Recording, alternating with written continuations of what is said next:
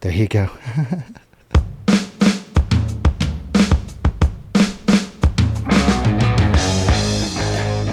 Coming to you from the Poorly Painted Studios in Cumming, Georgia, this is the Chuck and Z Show.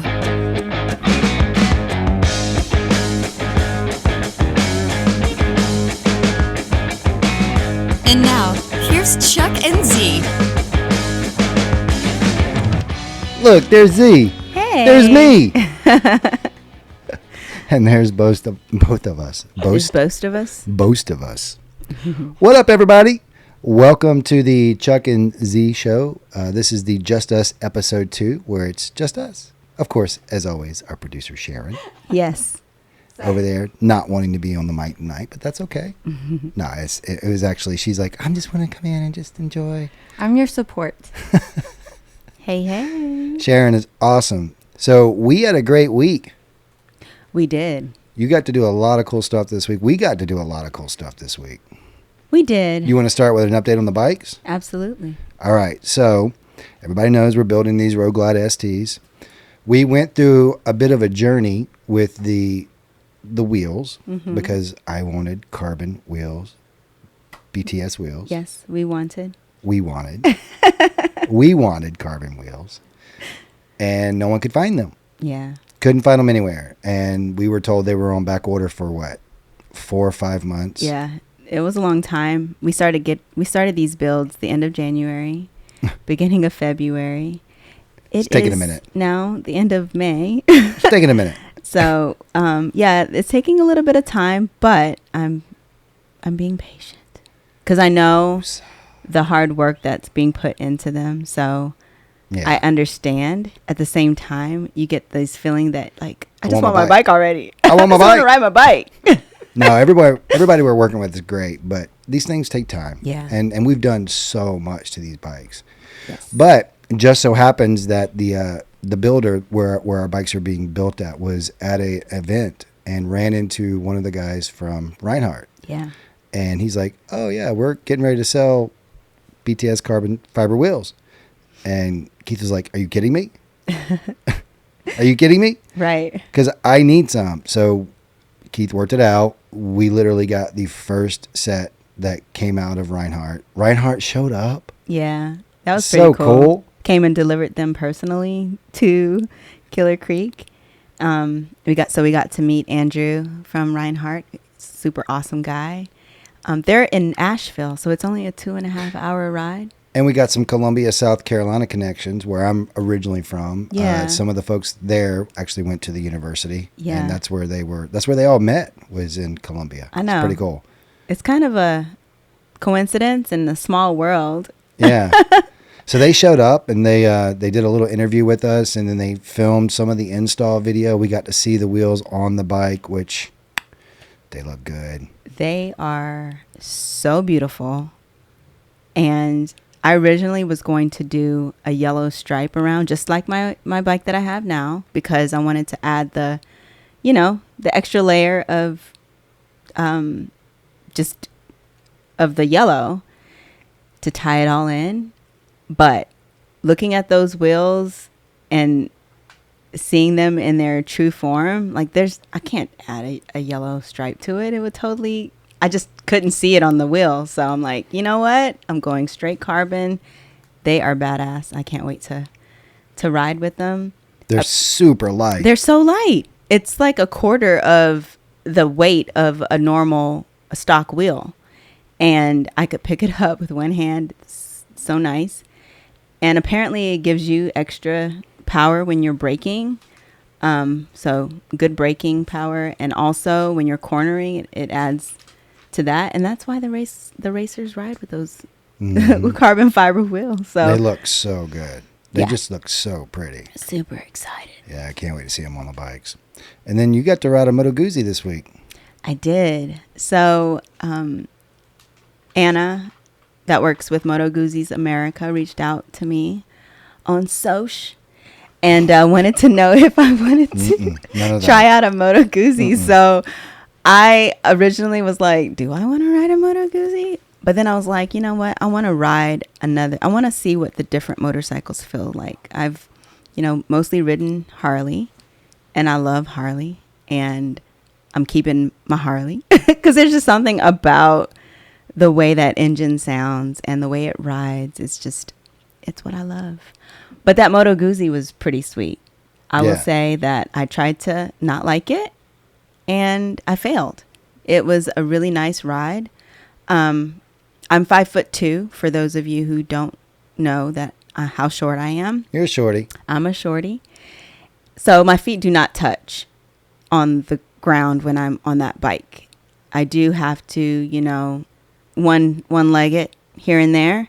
But for the most part, it was a very comfortable ride. Like I was able to get it out, of first and go, and it's lighter than my Road Glide. It's about half the size as far as the weight goes. So it was fun. And then we took a nice adventure into our favorite part of North Georgia, which are the Suches Mountains and Blood Mountain and Wolf Pin Gap. I had to test her out on that, and I mean, she did a great job. It was really fun. Yeah, she looked like you were able to corner really well with her. Yeah. How'd she do on the get up and go? Amazing. She's got some good power. I think from first to second, it's a little bit like trying to get there, but then when you get into third and fourth, you can accelerate very well in fourth, in fifth, and in sixth. Like I was taking it back today and trying to get through some traffic on 285. She didn't want to say that out loud. And so I was able to like weave through. Like I'm not gonna lie. This lady almost freaking cut me off in a lane. Like I was going into the lane and she was coming in, and I'm like, "What? You did not see me?" No. And then ignored me when I got up on her, and I was like, "Yo, you almost freaking ran me off the road or into the other freaking 18-wheeler. Like what the hell?" And she straightforward, like didn't even try to make eye contact. You cannot rely on other people. No, absolutely not. Or even their ability to do anything if they do see you. Right. You always have to operate the bike in a way that's within your control. 100%. I was riding very, very defensively. No, seriously. I mean, it was a line of traffic. I've met you, right? One thing I didn't realize, though, I told Derek at Southeast Motorcycle, shout out to Southeast Motorcycles for the loan and MotoGuzzi's America. But I was telling Derek that they put a governor on at 100 miles per hour. Like, what's up, dude? And he's like, no. He's like, that's not. No, they can go faster. And I was like, well, I was only to get up to like 110. He's like, she can go faster.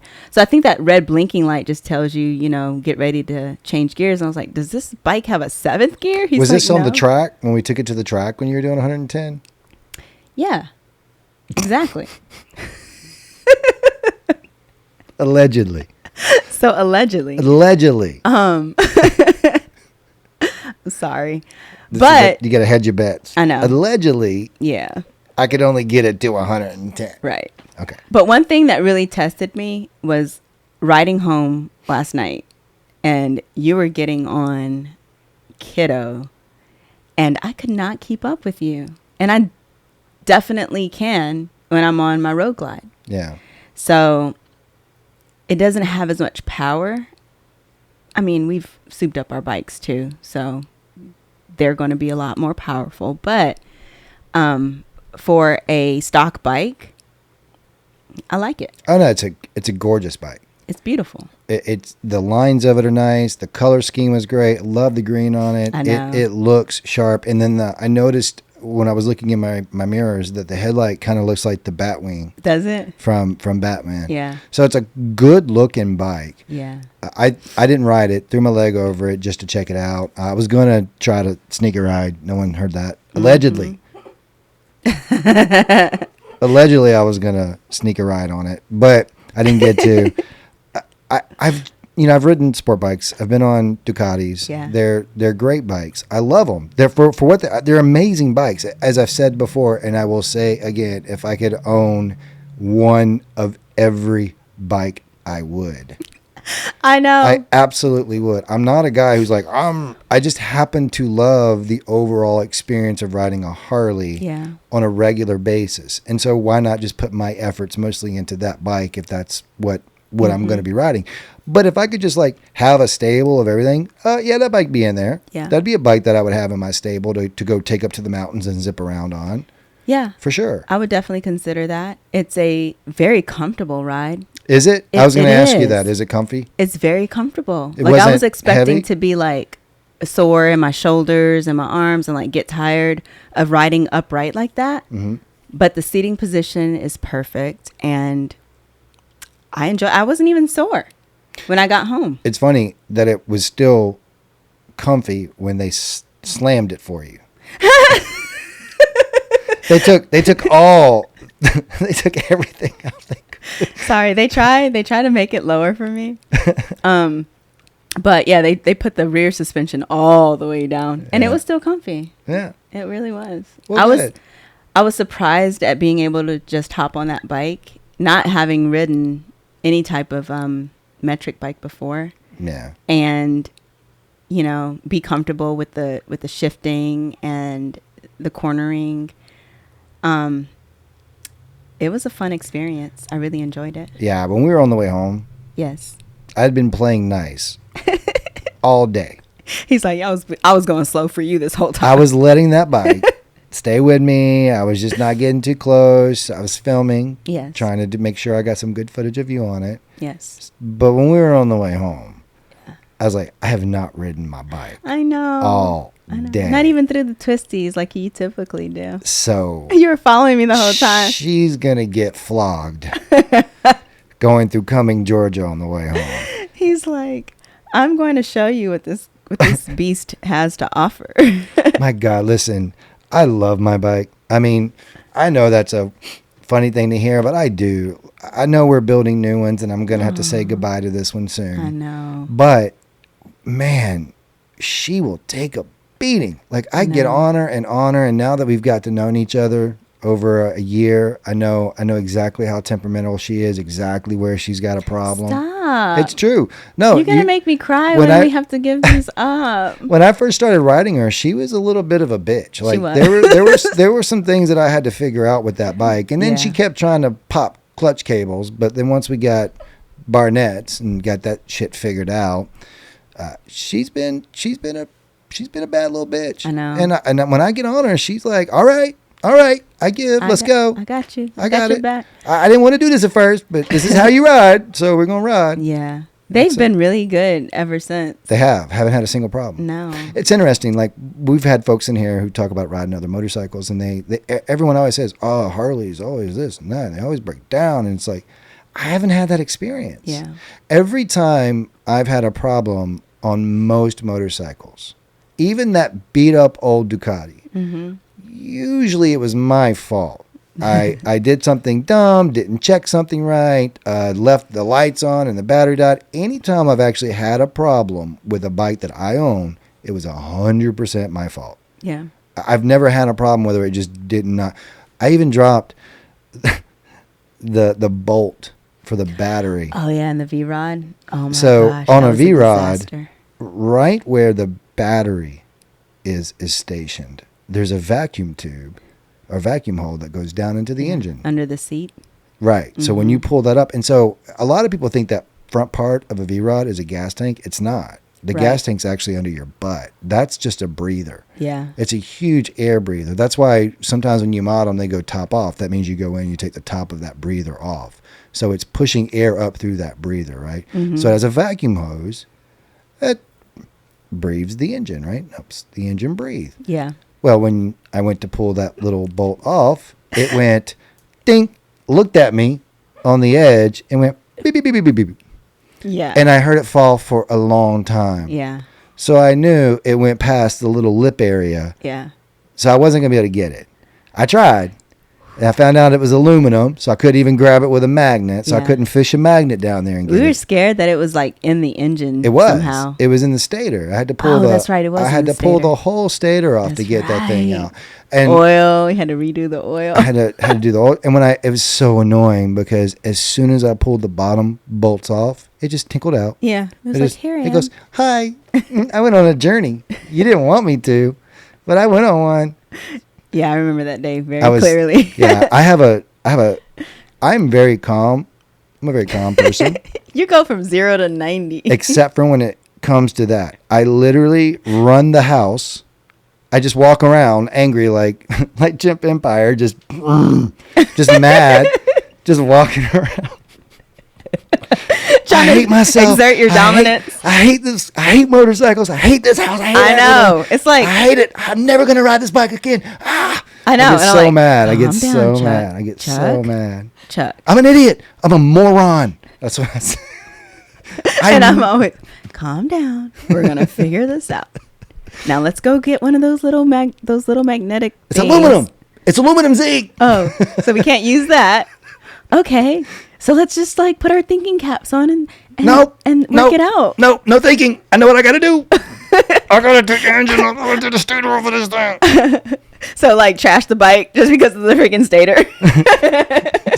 It's like, I just need a new It's so bike. simple. Like mechanics are probably like, "Oh my god, why are you making a big deal of it?" But for me, V-Rods are annoying because they're both standard and metric. It's just an annoying bike to work on. Yeah. They're amazing riding bikes, but they're annoying. So nice to ride. And all I wanted to know is why did some engineer go, "Nah, no one's ever going to drop this bolt that's literally right here into the vacuum." Right.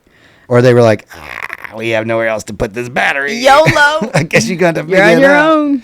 Yeah. Speaking of Chimp Empire, you're really into that. So if you guys get a chance on Netflix, there's this documentary called Chimp Empire. It's good. And it follows this tribe of chimps that are in something. The Ngogo or something. Ngogo or something. Ngogo. I can't remember the you name. said it. It was Ngogo. Is it? Yeah. I don't know. Yeah.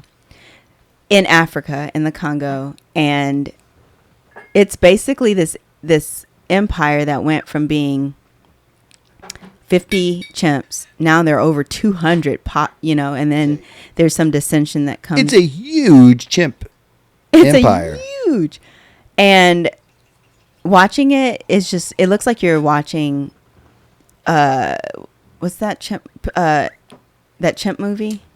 Planet of the Planet Apes. of the Apes, but those were actors, right? In those Planet of the Apes. In the originals, in the new ones, it All was right. all CGI. CGI, Andy okay. Circus or something. So but it looked like you were watching CGI or actors in their habitat, and it's so crazy how these chimps interact with each other, how they have if you're not a part of a family, they will exclude you. If you're an orphan, they will exclude you. Their behaviors that they have within the organization, within that family, just the main chimp, the leader, having to exert his dominance every 5 minutes because it's going to be taken away by a younger chimp. And it's just so fascinating. And I don't know, it really looks like people that just don't know how to speak in a way.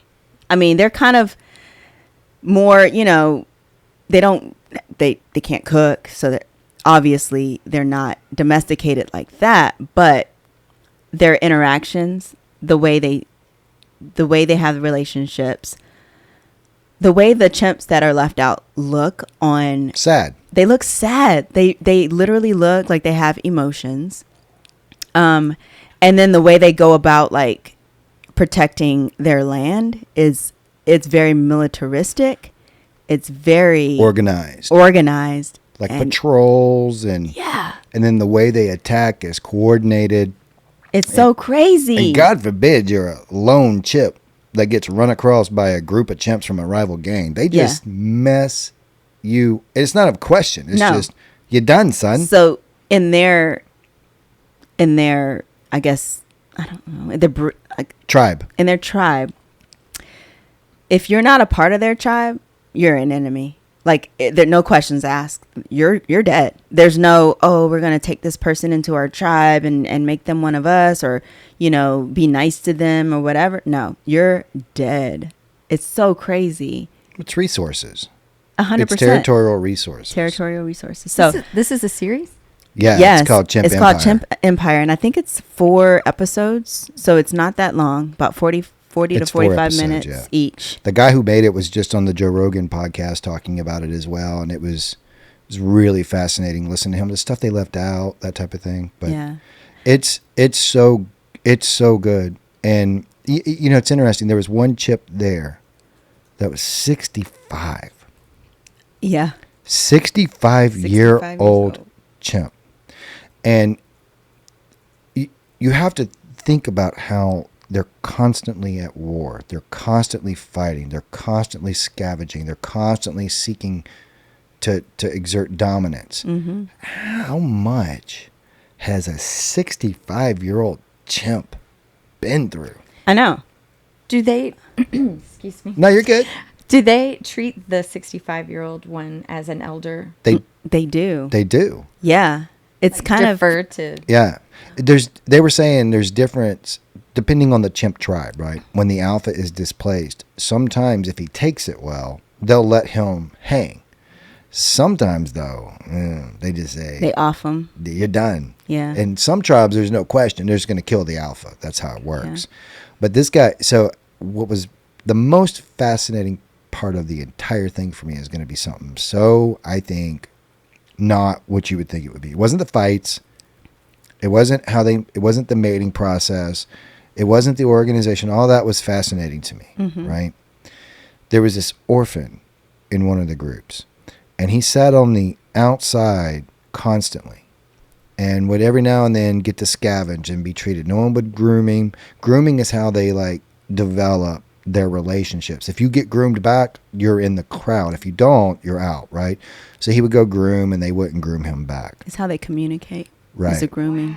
And so he's out by himself trying to forage, and he doesn't have anyone to groom him, which is, spoiler alert, by the way. This is, I think, but it's my favorite part. So Yeah. you should go I watch know, it. you really liked him. You should go watch it. It's fascinating to me. Okay.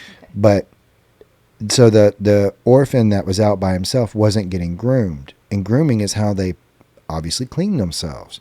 So he ended up getting infested with parasites, and he started getting really, really sick.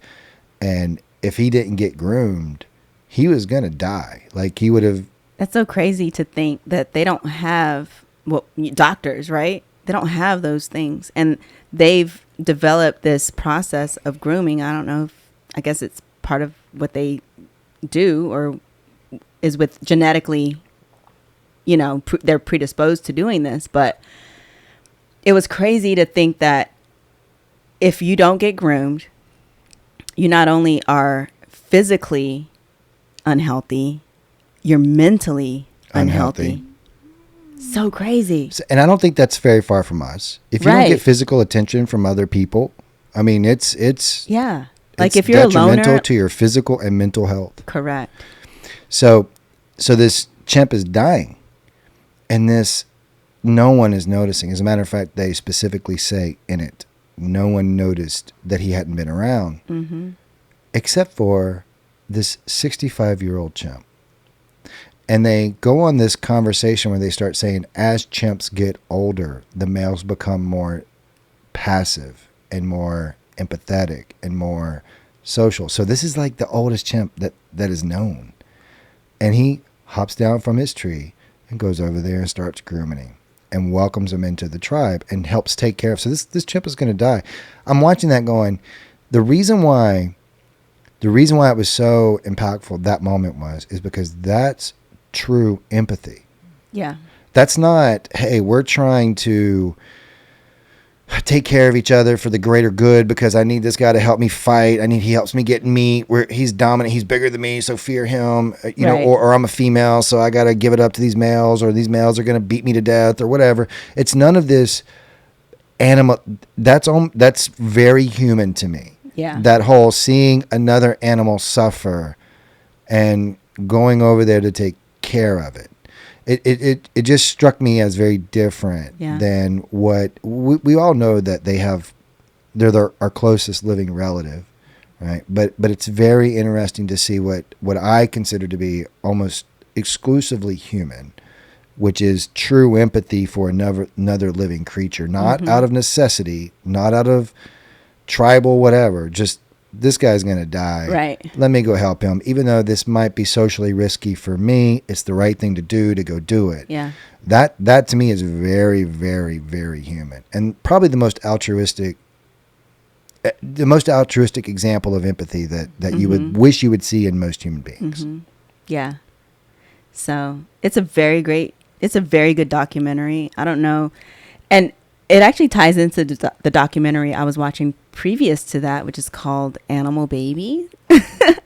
And in the Animal Babies, they Obsessed. have different stories. So there's an elephant, as a baby, and then there's another animal as a baby. But then there was this chimpanzee as a baby, and it followed the story about this young chimp who was probably like 7 or 8 years old. Is a female. And she was an orphan. Her mom died. They rarely know who their dad is. Moms are typically hoes in chimp tribes. Well, I wouldn't go so far as to call them hoes. I'd say they know they're gonna get beat to death. True. If they don't do. I mean, that's a hoe and the chimp's a pimp. Yeah, all right. You know what I mean? I got you. I'm just saying. I'm gonna beat you. It's a little judgmental on call them a hoe. If you don't put out, I'm gonna beat you. Just saying. Be a little judgmental. Yeah. So most chimps don't know who their father is. They assume based on when they know when the female is ready to like have another baby. It's like 4 to 5 years after they've had their child, then they can start procreating again. They wave a branch at them. So yeah, exactly what they do. So their call is like, "Hey, girl, I grab a come branch, over here. like, You see this branch? You see this branch? I'm gonna wave it. Come this way. You know what happens behind this leaf? You about to find out. It's so crazy to see. You got that chimp porn. Yeah, but they do go off into a different like part of the area to go do it. They do. They're private about it. They're private about it. But so this baby girl, the worst looking bottoms I've ever seen in my entire life. It looks like a volcano is erupting out of their back. That ass though. I'm like, why do they have such ugly asses? It's not like they have hygiene.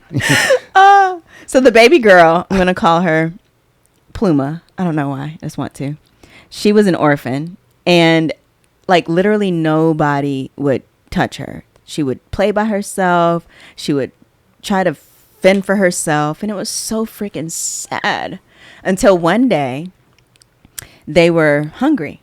And like the tribe was like, if we go out into this little area, we'll get eaten by whatever, I don't know, whatever predator is there. Is this babies? Or yeah, we're about this is the babies. This is the babies. This is the babies. And that's what kind of tied into this. Because I didn't see a single episode of this. All right, you got to watch it. I fell asleep every time. It's good. So they're tiny. I don't care. They're so cute. That's actually, the chimps in their baby, like from baby to 10, they're so freaking cute. But after 10 years old, they start to look like normal chimps. And so you're like, hey, you're an adult. Bye. I do Can not. I finish the story? I don't see them as cute at all. They're ugly from the jump. I mean, but I don't know. I just think they're so I think cute. people just go, oh, it's small. Small version of a big thing. That's cute. But they don't. I don't. Okay, so when they're babies, their faces are more defined. You know what I mean? Like, and then when they get older, head their whole life, it looks like. They do have big heads. So the baby girl was very brave, and she went and got the food where the adults wouldn't, and she went out into the water, got the food, and so they saw that, and it welcomed her from that point on. This chick got moxie. Yes. That's what they said. This chick got moxie. Yeah, she does. She has balls, even though she's a girl. So she went out and got some food at 10 years or 7 years old, however she was. And from that point on, she was beloved in that tribe. Well, that's a great story. Thank you. Even though it took me 20 minutes to finish it. I think we started on Chimp Empire. So highly recommend it. Go check out Chimp Empire. I can't vouch for the baby one, but you said it's great. Animal babies. I trust your opinion. I'll watch it. But I did. Every time she would put it on, I was like, okay. We're watching this? All right. So it's not as like dramatic and fascinating as Chimp Empire, which they actually showed us some. So the footage in the Chimp Empire was amazing. It looked like a movie. Oh, it did. The cinematography was great. But then they also showed us some footage of like just regular action video. Yeah, stuff It's kinda cool. Stuff they just happened to catch. Yeah. I really kinda liked cool. how they shot it because it was they took a lot of time. So listening to the Joe Rogan podcast, they spent a lot of time selecting the cameras to be as mobile as possible. Because most of those shows, as he explained, again, go listen to that podcast, are shot from a tripod. So they set the camera up and it has to be right there. But in this one, they found cameras that could shoot in those low lighting settings because there's not a lot of light Yeah, in the jungle. because of the canopy. Yeah. That were portable enough that they could get really into some cool spots. Like they were in these fights. Like the chimps are running around them while they're fighting. It's so weird. He said on the podcast that they just don't care that they're there, and I'm like, Really? You know what I think? See, I haven't listened to that podcast So I'll yet. tell you what. It's a great time for me to bring up one of my theories. Okay. You ready? Okay. So, just like we were sitting there watching those chimps, that's what aliens are doing to us. They're here somehow. They're we don't 100%. care. Think about it. So they have interactions with fighter jets, right? Yeah. Chimps patrol. So my point is, the scientists. So think about it. We're just them on a much grander scale. So these incredibly evolved beings are like, oh, they got jets. All right, well, but they don't interfere with us. They probably collect us every now and then to experiment, right? Yeah. Just like we do chimps. Yeah. I don't know why that is such a huge It's not a leap. far-fetched leap for people to understand.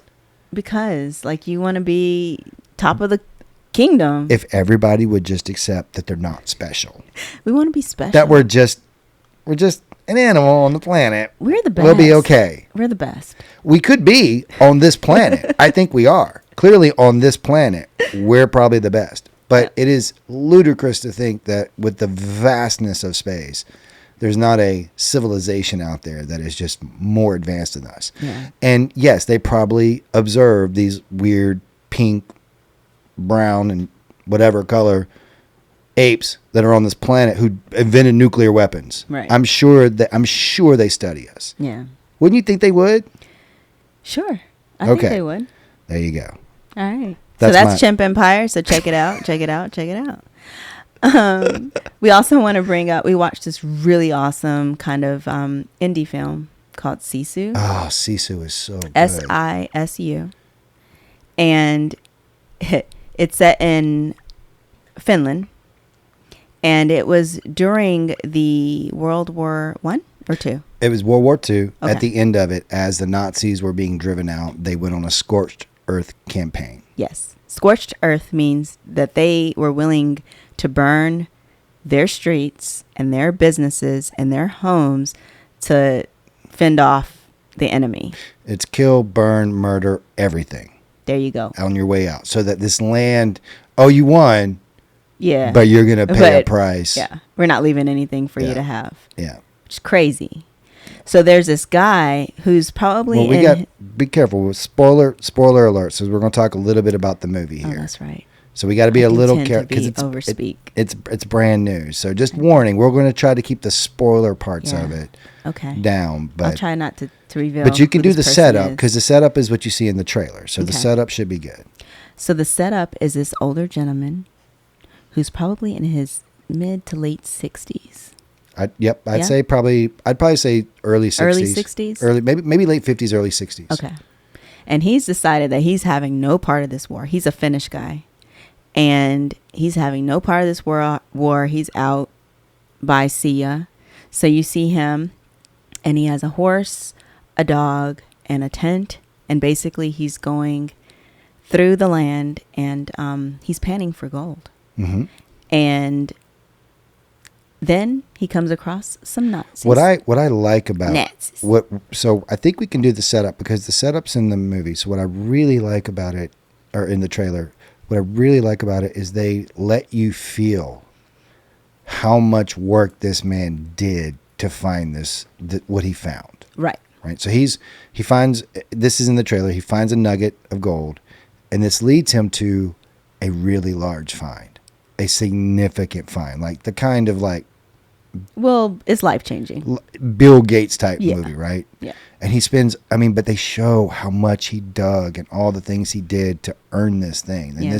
and he sits there and cries when he finds it. It's like Yeah. a very, like, I love that they put that moment in there because it connected me to him immediately. Like, oh my God, this is a hardworking man. He got this gold. I want him to have this gold. Right. I care about him having this gold. Yeah. And then he runs across Nazis. Yeah. And as everybody knows, Nazis were always trying to find gold. They were super whatever. And Yeah. they decide to fuck with him. Yeah. And they should not have. And it turned into this Tarantino-esque. I would say the action was on par with Tarantino. Now, it's not as verbose as a Tarantino movie. So there's Verbose. Hey, I used a word. Nice. I used a big word. Nice. I like that. So there's not a lot of speaking, but that movie was like action packed, white knuckle the whole freaking time.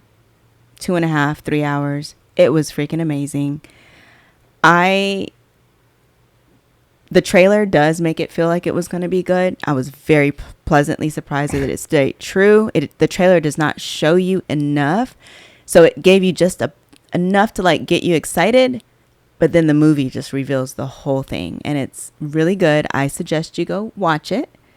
It's different. It's action packed. It's gory.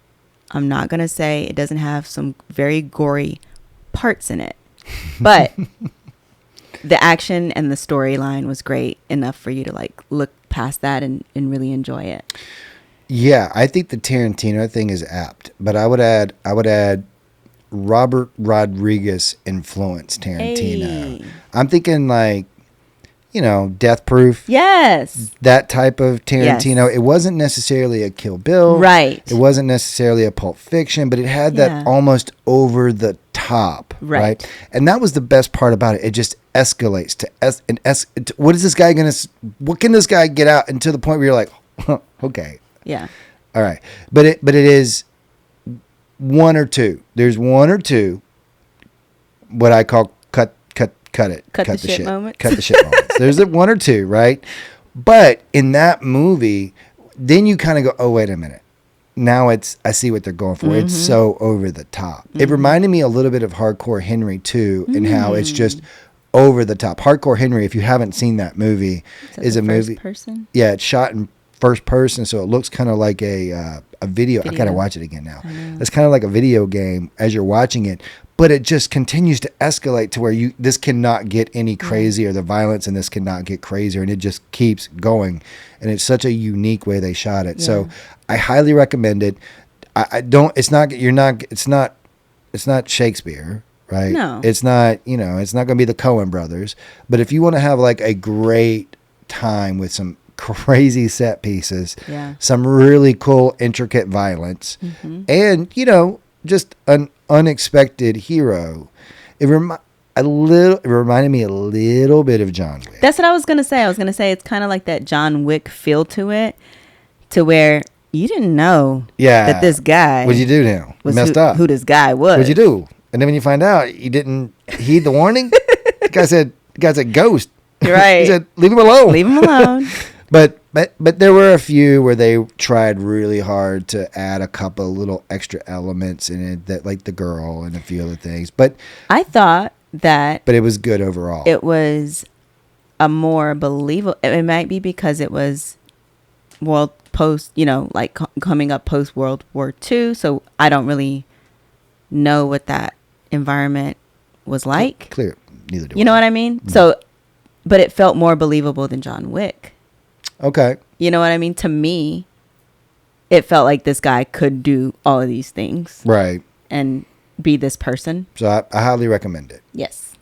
Movie I cannot highly recommend, though, is Evil Dead Rise. Oh.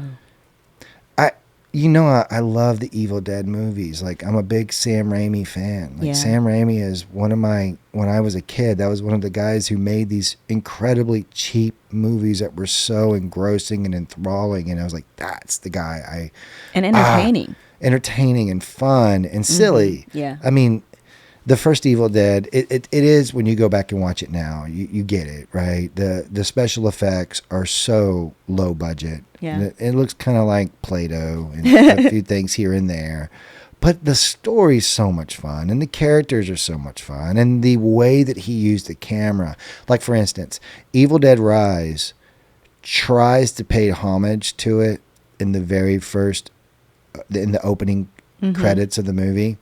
So there's a famous sequence in Sam Raimi movies. Sam Raimi's known for doing low, swooping, long tracking shots. As a matter of fact, the Coen brothers actually paid homage to him when they did that shot in Raising Arizona where it goes up the ladder and into the bedroom. So there's a way that Sam Raimi filmed certain scenes that were called chase scenes, where it was like the POV of whatever this entity was that was coming up on the house, right? Okay.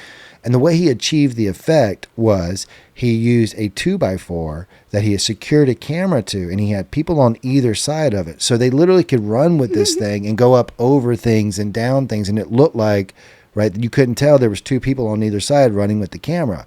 Yeah. It's such an ingenious way to get a shot that tracks through the forest, right? This long tracking shot, and it gave you such a unique perspective, and it kind of became his hallmark. These low sweep. If you go back and watch the original Spider-Man movie that Sam Raimi directed, there's these, and then in part 2, there's these scenes when Doc Ock is coming out where the sweeps are so low, and it's just such a good, cool scene. So in the opening of Evil Dead Rise, it starts out in the forest, which is where that scene starts out in the original Evil Dead.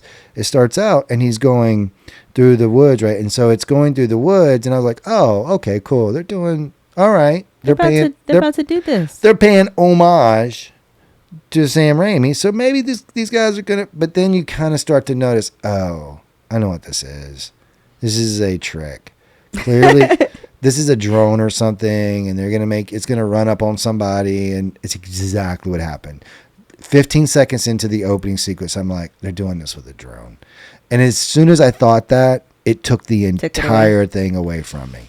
The entire thing. And as I watched the show, you just cannot get that level of Sam Raimi zombie in anything that you do. I watch that terrible Marvel movie, this wizard guy, part 2, Doctor Strange, the Multiverse of Madness, the segment. Sam Raimi directed it. Okay.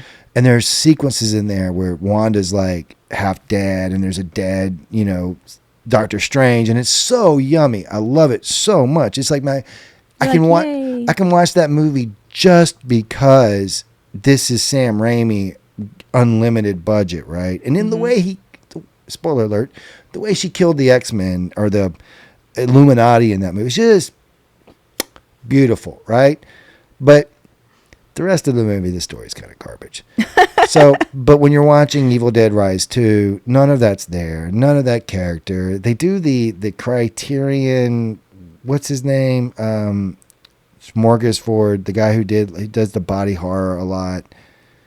I can't think. Rick and Morty parodied it. I can't think of it. But where they combine a bunch of bodies together, and it's supposed to be a monster, and it's like I don't like that. Like 5 bodies together. Yeah, it's so walk weird. Together, guys. I didn't like it at all. Yeah. So Evil Dead Rise, not good. I don't. 2 thumbs down. I don't recommend it. I don't recommend it. I don't recommend it. Just go back and watch the original. Go watch. I was so hopeful. Go watch Ash versus the Army of Darkness. But the trailer was amazing for Evil Dead Rise. It was a good trailer when we went to go see. You can make anything look good in a minute. I know. But most trailers, I'm like, oh, I know the whole movie. That one kind of gave you a little bit of,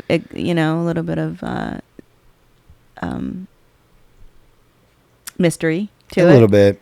But when you watch the movie, though, it was paint by numbers. Yeah. It's the exact same things. This is, okay, so that girl's going to get bad, and then this one's going to get bad, and then this is going to happen. Oh, this is going to come up with this thing at the end Yeah. and win. It's just, Yep. it was frustrating. So not recommended by Chuck. No, I don't recommend Any it. other movies? We did see one recently in Guardians of the theater. Galaxy 3 was not bad. I mean, It was okay. it wasn't as great as 1. I think 1 is the best one. 2, I was lukewarm on. There were some great moments. I was in 3. annoyed that Gamora is actually still alive. I'm like, I thought we killed her off. Be dead. Well, I mean, You died. Thanos, you know, he gave her up for the Soul Stone. So she should be still dead. I know. For the whole time we were watching it, that was the part. Why is she alive?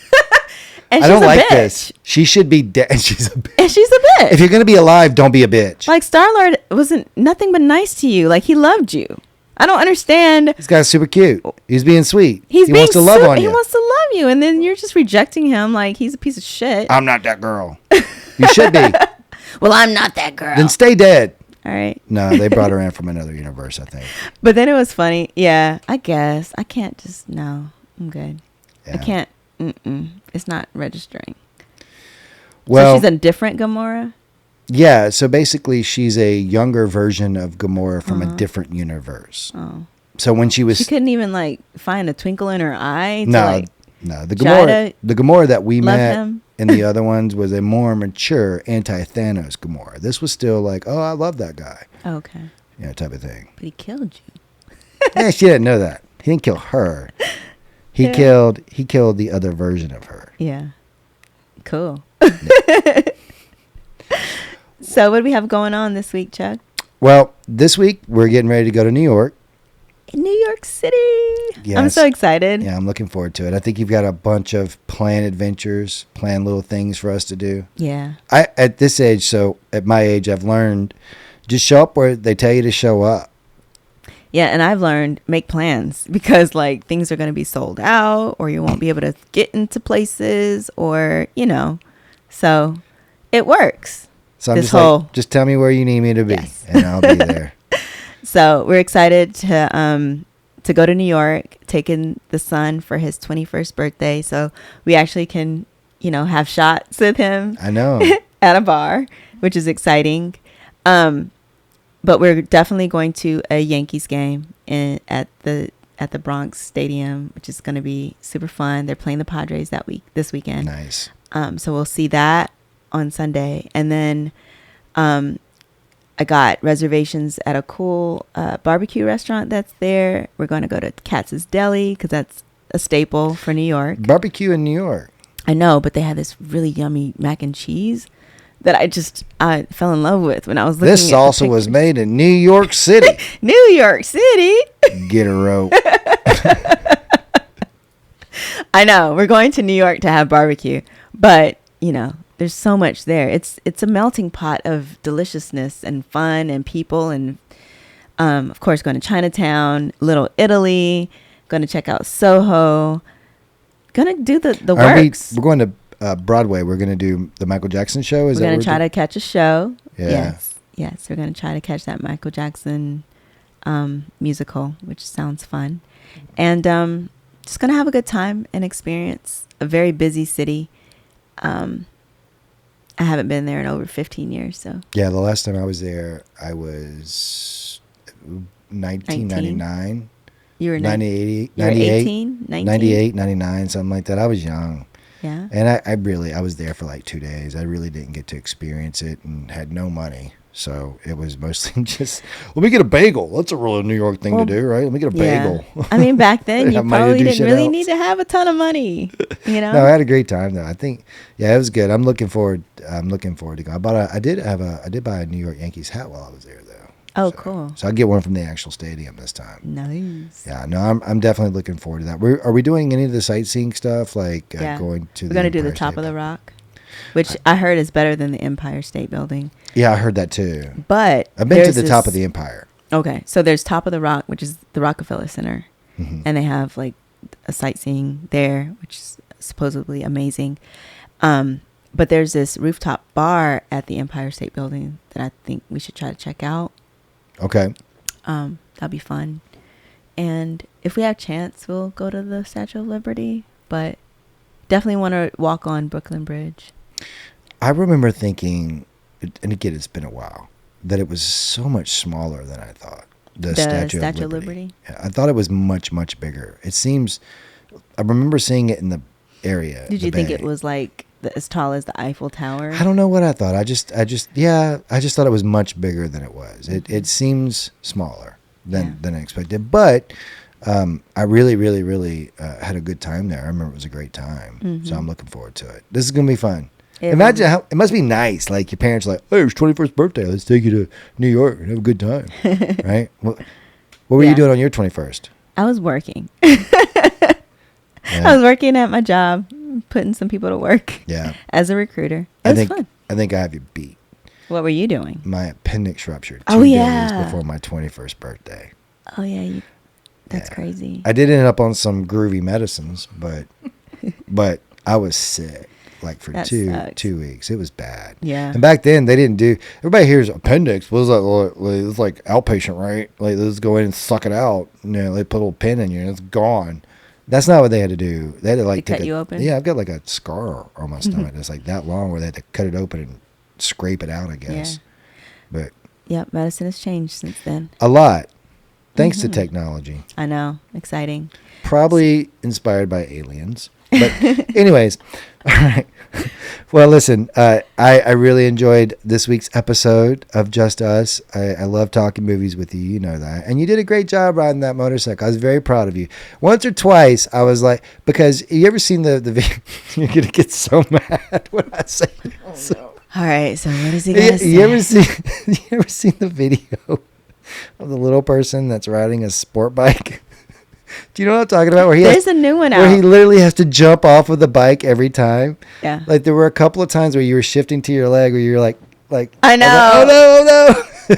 Well, because like sometimes the road's uneven. Exactly. So I'm like, which side is the highest point? She's going to jump off in a minute. But there's this really funny reel that's on Instagram these days. And it's this girl on a sport bike. And she's literally like. Her legs, and she's like moving her legs like to the side like that, like swinging them back and forth. And then when she comes to a stop, she like flips the kickstand up so that she can like sit there on the bike with the kickstand up. And then when she goes, I guess she has to like maneuver it to like kick it back to go. It's a lot of work. It's a lot of work. Just get a shorter bike. I know. I mean, I personally, I could ride that bike on a regular basis. You have it. But would I be? Yes. But like backing it into a parking spot trying to find or backing it out, I would have to actually get off the bike and push it and pull it. You know, I'd have to maneuver it off the bike because it's so tall. Yeah. There were actually a couple of times where I got on it to move it around. Yeah. And even me being as tall as I am trying to just back it up straight wasn't as easy as even the road glide is. Right. So I just hopped off of it and walked it backwards. Yep. There's some times on the road glide where I'm just like, wow, this is easier than the MotoGuzzi. But fun experience, fun weekend, very, very eventful weekend. We have a lot going on, but hope to catch you guys next week. Yeah, hopefully we'll be back with some more information on when the bikes are going to be done. 2 weeks maybe is what we're hearing. I cannot wait. Oh, and we're actually working on some merch right now. So merch. Yeah. See how I said that? Like I'm a total influencer. You told me not to say. I got some merch. He's commenting about my slang for like this influence stuff. Merch. And now he is merch. And I'll put out a hat and some shirts. Yeah. I think that's going to be cool. And hey guys, we're only 110 oh my God, we just need 100 subscribers to 1,000 for our podcast, for our YouTube channel. So please like and subscribe, share with your friends. Oh, you want another real cool update? I finally got Libs. So our podcast hosting service for Apple and a few other things is Libsyn. and they've had an error with their system. Thank you guys so much for getting that worked out. So I'm actually going to be able to upload our podcast, and they're going to go out on Apple. They're going to go out on Spotify. Nice. All that stuff's coming. So you'll be able to get us in all your favorite spots. Yeah. You won't have to come to this old YouTube app or whatever anymore. But no, guys, thank you so much. Really, truly appreciate it. Looking forward to talking to you guys next week, and have a great evening. Yeah. Bye. Like and subscribe, guys. Don't forget.